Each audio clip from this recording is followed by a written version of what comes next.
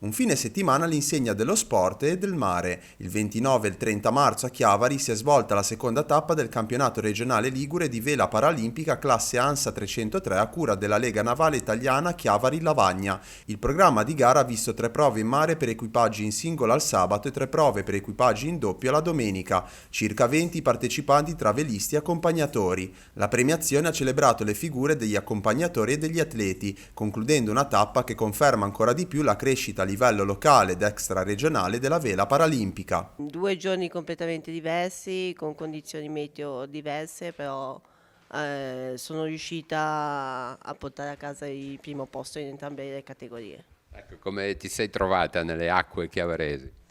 Io sono di casa perché sono di Chiavari, quindi conosco bene queste acque e quindi so interpretare bene. Per me è sempre un piacere venire in Liguria, visto che vengo dal Veneto e regato con Duino 45, una società bellica del Friuli Venezia Giulia, quindi ho fatto abbastanza chilometri per venire dagli amici liguri e con l'occasione abbiamo portato anche in mare per la prima regata un ragazzo che è di appena 18 anni fra qualche giorno. La manifestazione, promossa dal Comitato Italiano Paralimpico e sostenuta in ogni tappa da Prismian, è inserita nel calendario Liguria 2025, Regione Europea dello Sport, un progetto che rappresenta solo una parte delle tante iniziative sociali promosse dai circoli e dalle leghe navali italiane. Il campionato permette di promuovere una cultura dello sport a 360 gradi, con la giusta dose di spirito competitivo. L'agonismo non è in secondo piano perché è una sana malattia l'agonismo,